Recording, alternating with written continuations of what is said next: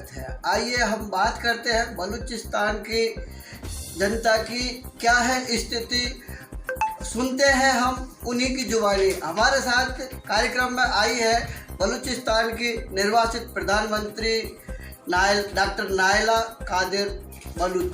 आइए बात करते हैं क्या है स्थिति वहाँ की। कार्यक्रम में आपका स्वागत है डॉक्टर महोदय। वहाँ की जो स्थिति है वो क्या स्थिति है, किस प्रकार से वहाँ के लोग जीवन यापन कर रहे हैं और कौन कैसा अत्याचार कर रहा है, इसके लिए आप लोगों को क्या चल रहा है? तो बलूचिस्तान में देखें हमारे साथ जो हो रहा है वो, अगर किसी को हिस्ट्री में याद हो कि जो कंसंट्रेशन कैंप्स थे नाजियों के, बिल्कुल ऐसे कंसंट्रेशन कैंप बना दिया है पूरे बलूचिस्तान को। हमारे लिए सुख से जीने का और एक सेकंड भी बलूच इज्जत से और सुकून से सांस नहीं ले सकता बलूचिस्तान में। हम हर वक्त, हमारे बच्चे इस परेशानी में होते हैं कि अब कोई फौज का छापा पड़ेगा, अब किसी को हॉस्टल से उठाकर ले जाएंगे, अब किसी को उसके क्लासरूम से उठाकर ले जाएंगे, अब किसी को उसके घर से माँ बाप के सामने खींचते हुए ले जाएंगे, मारते पीटते हुए। जो मास्टर्स डिग्री का स्टूडेंट है उसके पेरेंट्स के सामने हयात बलोच को इन्होंने 8 गोलियां एक जवान बच्चे को, जो जिसके लिए पूरी पेरेंट्स की पूरी जिंदगी की वो जो है कमाई था, उसको ऐसे रोज के वाकया। ये जो बलूचिस्तानियों के ऊपर जो ये अत्याचार हमला ये कौन कर रहा है, क्या वजह है, क्या स्थिति, क्यों है ये? जी, पाकिस्तान ने बलूचिस्तान पर हमला किया 1948 में 27 मार्च और कब्जा किया बलूचिस्तान पर, और वो बलूचिस्तान के रिसोर्सेज लूट रहा है और बलूचिस्तान के रिसोर्सेज पर वो कब्जे लेता है। बलूचिस्तान के रिसोर्सेज को वो चीन पर बेचता है और चीन की जब से उसको मदद मिली है 2000 से 2000 के बाद से जो हमारे साथ ह्यूमन राइट्स वायलेशंस हो रही थी, जो वो जेनोसाइड में बदल गई। आपने जो मानव अधिकारों का जो हनन हो रहा है, इसके लिए अंतर्राष्ट्रीय अदालत पे दरवाजा खटखटा है। जी हाँ, हम यूएन में तो अभी तकरीबन पिछले 20 सालों से बलूच की रिप्रेजेंटेशन वहाँ पर हो रही है। बलूच ने अपने जो भी डॉक्यूमेंट्स हैं वो भी जमा किए हैं, लेकिन अब चूँकि हमारे पास एक ऐसा इंस्टीट्यूशन डेवलप हुआ है जिसके लिए हम 72 ईयर्स से 72 साल से कोशिश कर रहे थे, वो अब हमने बनाया है। उस इंस्टीट्यूशन जो गवर्नमेंट ऑफ बलूचिस्तान है एग्जाइल में, जो हमारी हुकूमत है आज़ाद बलूचिस्तान की, वो अब एक इंस्टीट्यूशन के तौर पर यूनाइटेड नेशंस को के जितने भी इंस्टीट्यूशंस हैं वहाँ पर जाकर इस मसले को रखेगी और देखते हैं कि इसके ऊपर दुनिया के जो दूसरे मुल्क हैं, दूसरे जो कंट्रीज़ हैं, उनका बलूचिस्तान को लेकर पाकिस्तान की क्या नीतियाँ हैं, किस प्रकार से वो चीन के साथ क्या संधियाँ कर रहा है? पाकिस्तान, देखिए, पाकिस्तान कुछ भी नहीं है। एक आर्टिफिशियल एंटिटी बनाकर ब्रिटिश गया था कि भारत कोई बड़ी पावर ना बन सके, तो भारत के टुकड़े किए। भारत के जो रिसोर्सेज हैं वो डिफेंस पे लगते हैं, आतंक को रोकने के लिए लगते हैं, जंग के लिए लगते हैं। इसके बावजूद भी भारत ने एक बहुत बड़ी जगह दुनिया में अपने लिए बनाई है। अगर पाकिस्तान ना होता तो भारत कहाँ पहुँचा होता? तो ये बरतानिया ने एक प्लान के तहत पाकिस्तान बना के भारत के टुकड़े किए, लेकिन हम उसके एक नेबर कंट्री थे। हम एक नेबर कंट्री थे और पाकिस्तान का जो वेस्टर्न पार्ट था, जिसके पास समंदर नहीं था, उसके पास गोल्ड नहीं था अपनी करेंसी छापने के लिए, और उसको पता था कि बलूचिस्तान में गोल्ड के खजाने हैं, इसलिए उसने बलूचिस्तान पर हमला किया। और उसके बाद हमारा जो रॉयल पैलेस था कलात में, जिस पर इन्होंने हमला किया और उसने हमारे किंग को अरेस्ट किया, और जो सिग्नेचर्स उनसे अंडर ड्यूरेस लिए वो इलीगल हैं। तो वो सारा कुछ पाकिस्तान ने इसलिए किया कि ये लैंडलॉक कंट्री है, इसको समुंदर मिल गया बलूचिस्तान का, इसको गोल्ड मिल गया कि इन्होंने अपनी करेंसी छाप ली, और फिर उसके बाद जो है ये एक डायनासोर में एक उसमें मॉन्स्टर में बदल गया। तो ये जो हमारे साथ कर रहा है चीन से मिलकर, इसमें चीन की जो लालच है वो 2-3 तरह की है। चीन जो हिंद सागर है उसमें अपने लिए नेवल बेसिस चाहता है, और वो जो ग्वादर को वो डेवलपमेंट प्रोजेक्ट बना के पेश करते हैं, वो कोई डेवलपमेंट प्रोजेक्ट नहीं है, वो एक नेवी प्रोजेक्ट है चाइना का।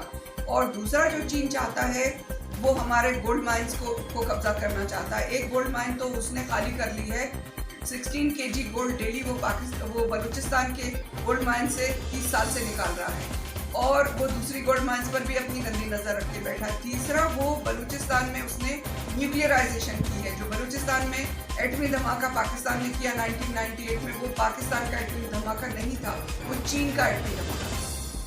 जैसा आप समझौते वाली जो बात कर रहे हैं, ये कौन कौन से देशों के साथ में बलूचिस्तान को लेकर जो समझौते वाली बात है, क्या था समझौता जो साइन हुए थे, सिग्नेचर हुए संधि के, तो सीमाओं को लेकर हुए थे उस समय जो आज़ाद जो हुआ था भारत और पाकिस्तान। जी आप वो स्टैंड स्टिल एग्रीमेंट की बात कर रहे हैं। अच्छा। स्टैंड स्टिल एग्रीमेंट 11 अगस्त 1947 को बलूचिस्तान की गवर्नमेंट, यानी सोवरेन इंडिपेंडेंट बलूचिस्तान की गवर्नमेंट, बरतानिया की गवर्नमेंट और न्यूली क्रिएटेड आर्टिफिशियली पाकिस्तान की गवर्नमेंट, 3 गवर्नमेंट्स ने बैठकर एक स्टैंड स्टिल एग्रीमेंट साइन किया था कि हम बलूचिस्तान की इंडिपेंडेंस को एंडोर्स करते हैं, तस्लीम करते हैं, और जो हमारे जो लीज पर बरतानिया ने जो हमसे इलाके लिए थे उस पे वो उसको स्टैंड स्टिल करके चले गए कि पाकिस्तान की गवर्नमेंट और बलूचिस्तान की, 2 मुल्कों की गवर्नमेंट आपस में इस मसले को बैठकर सॉल्व करें। तो ये स्टैंड स्टिल एग्रीमेंट था। तो वो जो हमारी इंटरनेशनल बॉर्डर्स थी उसको पाकिस्तान ने उसके बाद वायलेट किया 1 साल के बाद 1948 में, और बलूचिस्तान पर पाकिस्तान की सेना ने हमला किया, अटैक किया, और बलूचिस्तान का जो रॉयल पैलेस था, जो हमारा कैपिटल था कलात, और जो वहाँ पर उन्होंने बमबारी की, बॉम्बिंग की और कब्जा किया। तो उन्होंने जो उसका उल्लंघन किया समझौते का, उस उल्लंघन के खिलाफ आपने अंतर्राष्ट्रीय पटल पे कहाँ रखा है? उसी के लिए देखें, कोई भी काम करने के लिए आपको एक इंस्टीट्यूशन की ज़रूरत होती है, कोई भी उठ के कुछ नहीं कर सकता। तो जो इंटरनेशनल कोर्ट ऑफ जस्टिस है उसमें जाने के लिए भी हमें जिस इंस्टीट्यूशन की ज़रूरत थी, या हम जो गवर्नमेंट बलूचिस्तान इन एग्जाइल बनाने के लिए 70-72 साल से कोशिश कर रहे थे, इसीलिए कर रहे थे कि हम इंटरनेशनल बॉडीज़ के साथ एक इंस्टीट्यूशन के तौर पर जाकर बात कर सकें। तो हम ना सिर्फ जो इन्होंने वायलेट किया है, उल्लंघन किया है स्टैंड स्टिल एग्रीमेंट का, और जो बलूचिस्तान की इंटरनेशनल बॉर्डर्स हैं उनको वायलेट किया है पाकिस्तान ने। तो हमारा तो डिमांड है यूनाइटेड नेशन से भी और दुनिया के सारे मुल्कों से भी कि पाकिस्तान हमारे बलूचिस्तान से बाहर निकले, और वो जो उसने वायलेशन किया है उन बॉर्डर्स का, उनसे वापस जाए, और जो वॉर क्राइम्स किए हैं पाकिस्तान ने बलूच के खिलाफ, वो एक वॉर क्रिमिनल को इंटरनेशनल कोर्ट ऑफ जस्टिस में पेश किया जाए और उनको सजा दी जाए। अगर बांग्लादेश में यही थे जिन्होंने बांग्लादेश में वॉर क्राइम्स किए, लेकिन उनको छोड़ दिया गया, अगर उन्हें उस वक्त पनिशमेंट दी जाती तो जो आज बलूचिस्तान के साथ हो रहा है शायद ये ना हो सकता। आपने किसी अलग अलग कंट्रियों में जाके अपनी पीड़ा, आपके जो लोगों के साथ जो अत्याचार हो रहा है या मानव अधिकारों को उल्लंघन हो रहा है, उसके लिए अलग अलग कंट्री में जाके मांगे रखी, तो उन्होंने कोई साथ देने का वादा या इस तरह का कोई वो किया आश्वासन?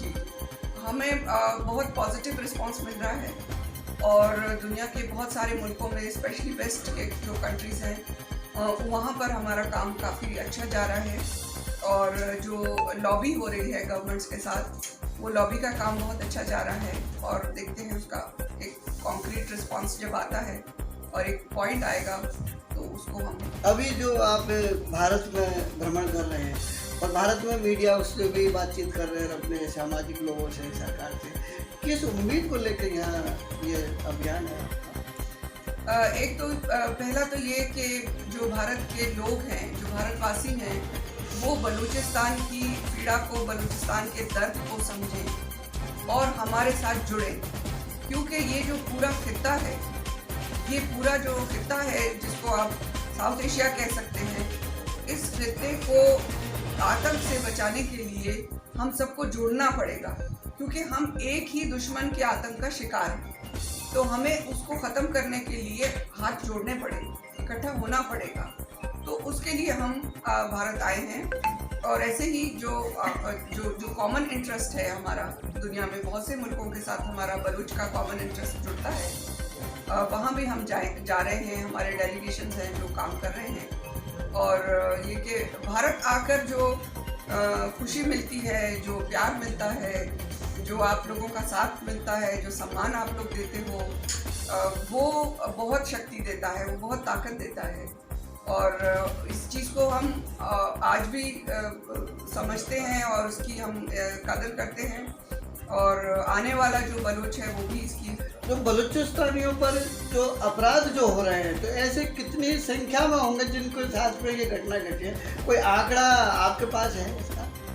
जो इस वक्त इन्फोर्स डिसअपीयरेंस के जो केसेस हैं, जो जबरी लापता किए गए हैं, यानी जो पाकिस्तान की फौज ने और उसके इदारों ने, सीक्रेट एजेंसियों ने जो बलूचों को अगवा किया है, किडनैप किया है, अबडक्ट किया है, और वो 55,000 से ज़्यादा हैं। तो जैसा कि मैं पहले भी बताया कि उसमें 90 साल के बूढ़े से लेकर 7 दिन की बच्ची तक ये उठा कर ले गए। तो वो जो सारे फैक्ट्स एंड फिगर्स हैं वो यूनाइटेड नेशंस के फाइलों में ऑलरेडी पहुंचा दिए गए हैं। और अगर आप 1948 से 27 मार्च से आज तक का देखें कि वो बलोच 2 लाख से ज़्यादा बलोच हैं जो अपनी जानें दे चुके हैं इस सारे प्रोसेस में। तो और जो डिस्प्लेस्ड हैं, इस वक्त बलोच बहुत बड़ी तादाद में बलूचिस्तान से बाहर चले गए हैं। तो वो जो डायस्पोरा है बलूचों का, वो भी एक बहुत बड़ी तकलीफ है कि हम अपने धरती पे नहीं जी सकते और हमें अपना मुल्क छोड़ के बाहर जाना पड़ता है। और बलूचिस्तान से बाहर जाकर भी ये जो इनकी सीक्रेट एजेंसीज हैं वो हमारी टारगेट किलिंग कर रहे हैं। यानी आप देखें कि इन्होंने कनाडा में, स्वीडन में और अभी आज़रबाईजान में जो बलोच एक्टिविस्ट हैं बाहर, जो बलूचिस्तान की आज़ादी के लिए संघर्ष कर रहे थे, उनकी टारगेट किलिंग की है। बिल्कुल एक ही तरीके से उनकी बॉडीज पानी से मिली। ठीक है, फिर होगी मुलाकात किसी दूसरी शख्सियत के साथ। तब तक के लिए नमस्कार।